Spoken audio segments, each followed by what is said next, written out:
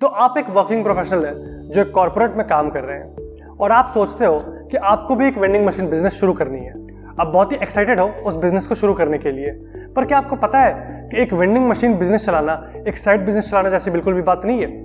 एक vending machine business को चलाने के लिए हर वो चीज़ करनी पड़ती है जो एक मेन स्ट्रीम बिजनेस में करना पड़ता है, क्योंकि भले ही वो एक आपको जैसा लगता हो साइड बिजनेस है, पर वो एक्चुअली एक साइड बिजनेस बिल्कुल भी नहीं है। हेलो एवरीवन, स्वागत है आपका वेंडिफाई की एक और नई वीडियो में, जहां हम बात करते हैं वेंडिंग मशीन बिजनेस और टेक्नोलॉजी के बारे में।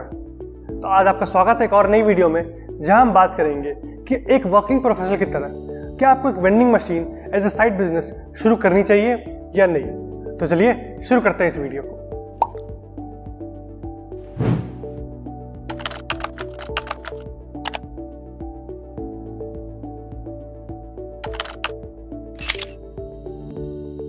तो आप सोचते हो कि एज अ वर्किंग प्रोफेशनल आप एक या दो वेंडिंग मशीन खरीदोगे और उन्हें अलग अलग लोकेशंस पर डाल दोगे।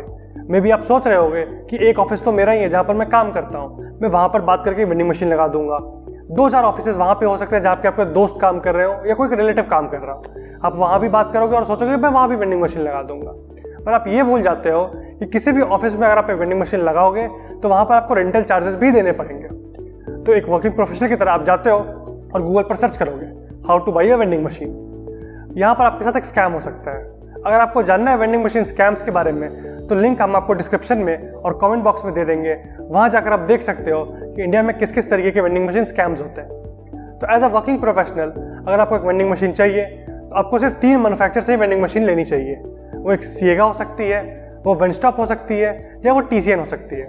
इन तीनों के अलावा हम आपको सुझाव करेंगे कि आप किसी और से भी वेंडिंग मशीन ना लें। तो आप एक वेंडिंग मशीन लेते हो जो आपको कहीं भी कॉस्ट करेगी 1.5 लाख रुपए से लेकर 2 लाख रुपए तक। अब आपने वो वेंडिंग मशीन तो ले ली क्योंकि आपके पास कैपिटल थी, पर आप ये भूल जाते हो कि उस वेंडिंग मशीन को लगाने के बाद आपको हर एक लोकेशन की रेंटल चार्जेस भी देनी पड़ेंगी, जो कि 5,000 रुपए से भी शुरू हो सकती है और शायद वो 10,000 15,000 तक भी जा सकती है। ये आपको हर महीने देनी पड़ेगी। इसके अलावा आपको सामान भी प्रोक्योर करना पड़ेगा, जिसके लिए आपको हर हमेशा पैसे देने पड़ेंगे।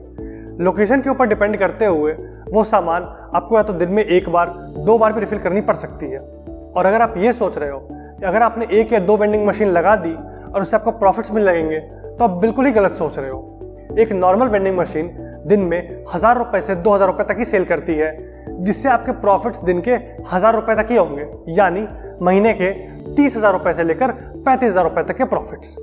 उस 30-35,000 रुपए के प्रॉफिट में आपको रेंटल चार्जेस भी देने पड़ते हैं, आपको अपना सामान भी प्रोक्योर करना पड़ेगा, आपको रिफिलर्स भी रखने पड़ेंगे जो रिफिलर्स आपके मशीन को डेली रिफिल करेंगे, आपको इलेक्ट्रिसिटी चार्जेस भी हो सकता है देने पड़ जाए। तो ये सारी चीज़ें आपको करनी पड़ेंगी। अगर आप सोच रहे हो कि 1 मशीन या 2 मशीन से आपके प्रॉफिट्स और ज़्यादा बढ़ने लगेंगे, तो हो सकता है आप यहाँ पर गलत सोच रहे हो। इसके अलावा अगर आपके सिर्फ 1 या 2 मशीन है तो वहाँ पर तो आप एक रिफिलर से या एक इंसान से जो आपके ऑपरेशंस रन कर रहा है उससे आप काम चला सकते हो। जहाँ पर आप सोचते हो कि आप अपने मशीन के नंबर को 10, 15 या 20 लेकर जा सकते हो, वहाँ पर सिर्फ एक इंसान से काम नहीं होगा। अगर आपको 10 मशीन के ऑपरेशंस रन करने हैं तो आपको कम से कम 2 से 3 लोगों की ज़रूरत पड़ेगी। जहाँ पर आपको 50 मशीन के ऑपरेशंस रन करने हैं, वहाँ पर आपको कम से कम 7 से 8 लोगों की भी ज़रूरत पड़ने वाली है। उसके अलावा सामान की प्रोक्योरमेंट, वेयर हाउस की मैनेजमेंट, इन्वेंट्री की मैनेजमेंट, ये सब तो अलग बात हो गई। तो ये बिल्कुल भी एक साइड बिजनेस की तरह रन नहीं कर सकते हो आप। उसके अलावा आप ये भी सोच सकते हो अगर आप स्केल अप करना चाह रहे हो तो मैं मशीन से रेंट पे क्यों नहीं ले लूँ। तो इंडिया में रेंट का ऑप्शंस बहुत ही लिमिटेड है और बहुत ही कम है। मतलब अगर आपको रेंट पे मशीन्स मिल भी जाती हैं तो मशीन्स की क्वालिटी बहुत ही ख़राब होती है, क्योंकि इंडिया में एक तो आपको मशीन्स रेंट पर नहीं मिलती हैं। अगर आपको मशीन्स रेंट पर मिल भी गई तो इन मशीन्स की क्वालिटी बहुत ही ख़राब होती है और आपको बहुत ही ख़राब क्वालिटी में डिलीवर की जाएगी। तो रेंटिंग का ऑप्शंस तो रह ही नहीं गया। तो इस वीडियो से हमें क्या सीखने को मिलता है? सबसे पहली बात तो ये कि अगर आप एक वर्किंग प्रोफेशनल हैं और अपने साइड बिजनेस शुरू करना चाहते हैं वेंडिंग मशीन बिजनेस के थ्रू, तो आप ये बहुत ही गलत सोच रहे हैं और आपको ये नहीं सोचना चाहिए। दूसरी चीज़, 1 मशीन या 2 मशीन से आप कभी भी प्रॉफिटेबल नहीं हो सकते हो। अगर आपको एक प्रॉफिटेबल बिजनेस रन करना है तो आपको मिनिमम ऑफ 10 मशीन्स तो चाहिए ही चाहिए, और आपको अच्छे प्रॉफिटेबल बिजनेस के लिए कम से कम 25-30 मशीन्स तो चाहिए ही होंगे। तीसरी चीज़, आपको वेंडिंग मशीन बिजनेस को स्केल अप करने में टाइम भी लगता है। अगर आप ये सोच रहे हो कि आप 1 महीने के अंदर अंदर 20 मशीन लगा दोगे तो ये भी आप गलत सोच रहे हो, क्योंकि वेंडिंग मशीन्स को प्रोक्योर करना, उसमें सामान लगाना, हार्डवेयर लेना, टेक्नोलॉजी लेना, प्रोडक्ट्स प्रोक्योर करना, डिस्ट्रीब्यूटर से बात करना, सप्लायर से बात करना, इसमें काफ़ी सारा टाइम और पैसा जाता है।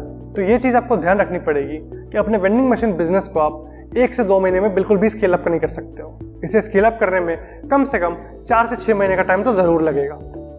तो अगर आप ये सोच रहे हो कि इसे एक साइड बिजनेस की तरह शुरू कर दें, तो ये ख्याल आप अपने दिमाग से निकाल सकते हो, क्योंकि वेंडिंग मशीन बिजनेस एक फुल टाइम बिजनेस है जहां पर आपको अपना पूरा टाइम देना पड़ेगा इसे एक अच्छा और प्रॉफिटेबल बिजनेस बनाने के लिए। पर अगर आप ये सोच रहे हो कि आप अपने वेंडिंग मशीन बिजनेस तो नहीं शुरू कर सकते हो, पर आपका फ्रेंचाइज में काम हो जाएगा, तो आप एक वेंडिंग मशीन फ्रेंचाइज भी ले सकते हो जो मशीन फोको मॉडल पर काम करेगी।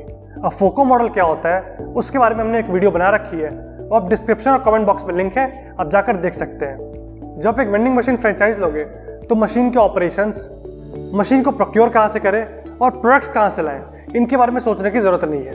तो आप एक फ्रेंचाइज लेकर अपने वेंडिंग मशीन बिजनेस की शुरुआत कर सकते हो। वीवेंट और गो फ्रेश के कॉन्टैक्ट्स आपको डिस्क्रिप्शन और कमेंट बॉक्स में मिल जाएंगे, आप उनसे कॉन्टैक्ट करके एक फ्रेंचाइज ले सकते हो। इस वीडियो को देखने के लिए बहुत बहुत धन्यवाद। मिलते हैं अगली वीडियो में।